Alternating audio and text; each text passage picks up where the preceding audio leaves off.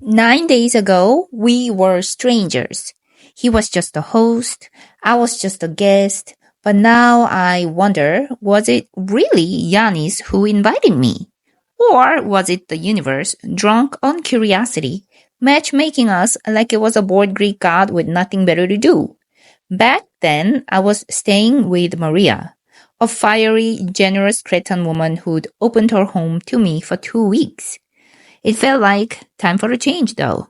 I wanted to give her space, and I needed new air, new stories. So I loaded my suitcase into Maria's trunk as we drove off to her friend's gathering.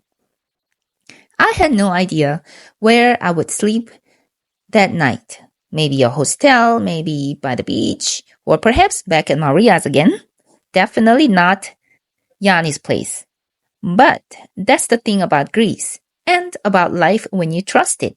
It rarely tells you the plan in advance. The kitchen buzzed with life at pasta gathering, chopping garlic, laughter spilling in Greek and English. Then he walked in. Seemingly mid-30s, easy smile, dressed in shorts, an anklet, and comfortable shirt adorned with the skull lounging in hammock beneath the word freedom. In his hand, a bag of wild mushrooms. That was Yiannis. I can't remember our first words, but I remember the way he pulled the mushrooms from the bag like sacred relics.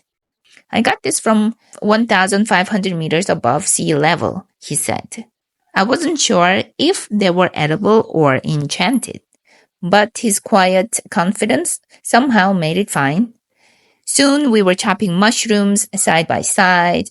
I moved on to grating tomatoes, but froze. Last time I'd grated my own finger. Without a word, he stepped in, calm, gentle, not overbearing, just here, like this. Suddenly, I wasn't scared anymore. His interaction with his friends, too, drew me in.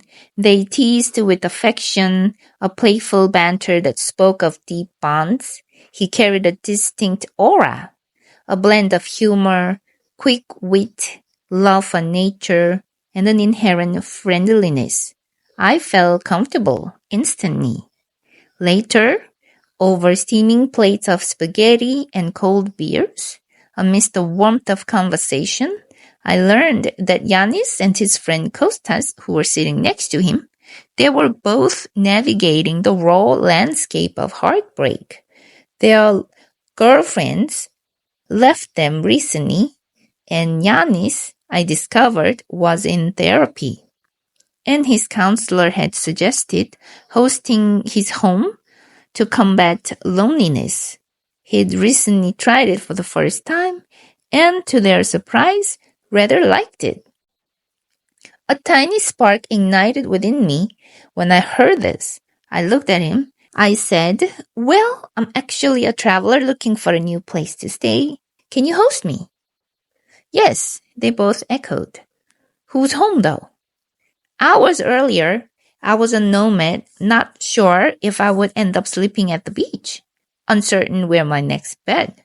Now, suddenly, I had a choice. Kostas had to work the next day. Yiannis didn't. So the decision was made. Yiannis' place. "I'm happy to host you," he affirmed. Everybody on the table nodded as if this was the most natural conclusion.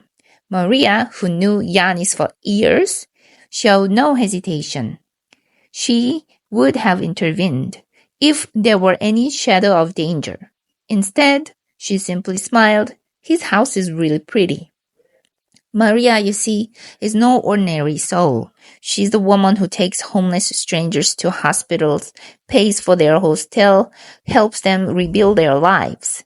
She's fiercely passionate, posting, advocating for free Palestine.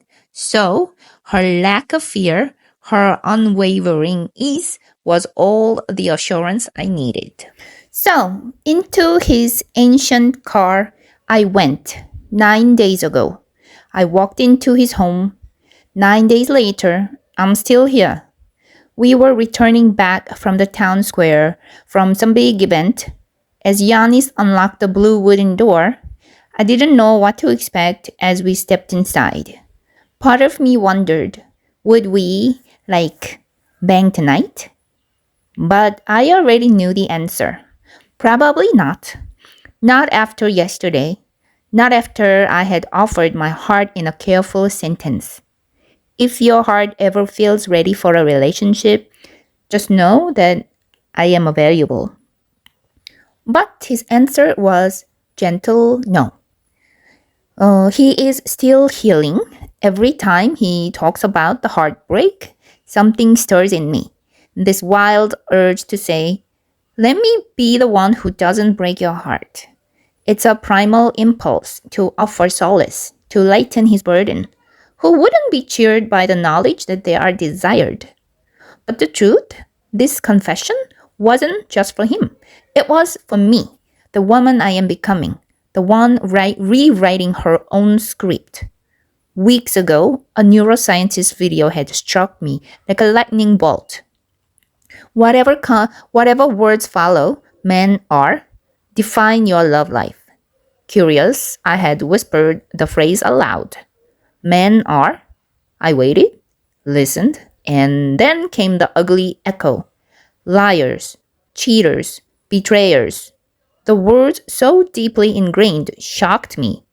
I'd walked through life carrying this assumption, an invisible weight. Looking back at my relationships, barely any man I had met had truly embodied those words. Yet my mind believed them anyway, sabotaging connection, sowing mistrust. The root of this belief stretched back deep into 1999, when I was 18, when I worked as an exotic dancer. Yes, you heard me right. I repeat it not out of pride, but because I can almost hear you in a voice asking, did I just hear that correctly? Yes, you did. That world taught me that men, especially those with wedding rings, could be the most convincing of deceivers. The clubs were a master class in disillusionment. Men, tailored suits, gleaming rings, would slide a hand to my waist and whisper, "You're special." Their breath thick in vodka and lies. My wife just doesn't understand me. Then came the tips, the compliments, the fleeting promises. I learned to smile, to laugh, to play the game. But what I didn't know then was the true cost. A deep, crippling mistrust in men that would cling to me for years, extinguishing my belief in their inherent goodness. But this year, I want to change the script. I am going to rewrite the internal code and clear out the malware of old beliefs with new assumptions, new words. Men are faithful, kind, and safe. It felt ridiculous at first, like planting roses in concrete. But I stuck with it. Then bam, who do I stumble into? A man who still loves the woman who left him 10 months ago. A man who is kind and safe. A man whose lifestyle is oddly similar to mine. No drinking, no smoking, never watch TV, dries towels in the sun after every shower like some sort of solar-powered monk. I was like, universe, you are exceedingly generous. And the universe winked. Wait till you see his spice rack. His pantry is a Tetris masterpiece. Every lid has a soulmate. Every jar has a purpose. He's like a Marie Kondo reincarnated as a friendly Cretan Greek man. I'm used to single guys whose home decor is a dusty pizza box and one lonely sock. His place feels like anthropology had a baby with the monastery. In his fridge, homemade strawberry and fig jams, kombucha he made himself. Outside, by the front door and patio, pots of herbs thrive, nurtured by his hands. His house? Pinterest dreams meet monk discipline. Every corner is lined with dry flowers, like a still life painting that smells like lavender. And then there's the coffee moment. Day 1, first morning, he made coffee for me. Do you drink it fast or slow? He asked. Slowly? Then he handed me a thermos, not a mug. Why? So it stays warm longer. Reader, I melted. The universe, in its cheeky, profound wisdom, had delivered a bachelor of botanical bliss, a master chef. Here, try this. You wanted a relationship? Let's see what you will do. So, yesterday I made my offer, and he said no, gently, kindly, clearly.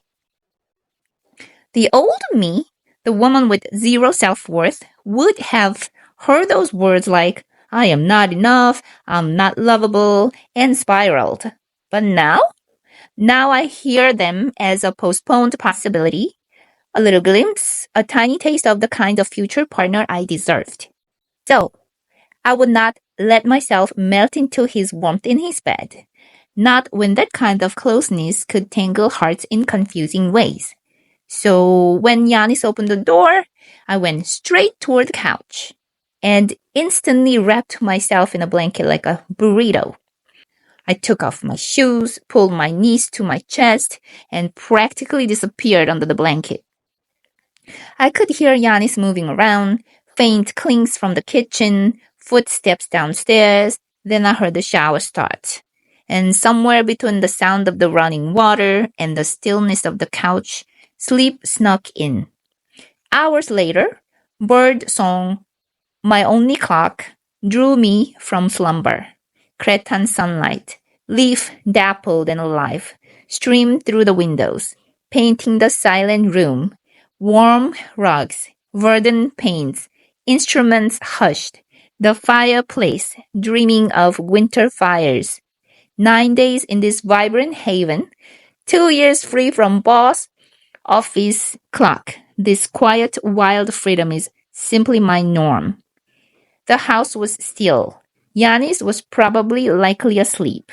I rose from the couch, moved to the electric kettle, flipped the switch, waited for the water, low hum to crescendo. Poured the hot water into a cup, cradling it with both hands. Sipped slowly, blowing gently to avoid burning my tongue. A wave of warmth spread through my chest. Behind me, Yiannis' voice floated up the stairs. I turned my head. His head popped up from the lower level like a little mole in a garden game. Good morning, he said. Did you sleep well? He came upstairs and sat beside me. I did, I said. I want to wash my hands, though. I haven't since before we went to the beach yesterday. Yiannis shrugged like it's no big deal. And you, I asked. Did you sleep well? We both stared out, overlooking the terrace, the sharp green tropical leaves catching the morning sun. I had a nightmare, he said quietly, still staring out the window. I turned to him. A nightmare? I just assumed it was the usual kind, something fleeting and forgettable that doesn't really mean anything. But no. And that's when he told me about the dream from years ago, about a friend from Israel, about blood and death, the one that felt so vivid, so real, it compelled him to call his friend, urging him to be careful. The next evening, Israel bombed Palestine. I remember the shirt Yiannis had worn days ago. Free Palestinians, boldly across his chest. The thought burned in my mind, a tiny, unsettling spark. I wanted to know what he had dreamed about last night. But I was a bit scared to hear it. What if I had been in the dream? And what came next will be shared in the next video.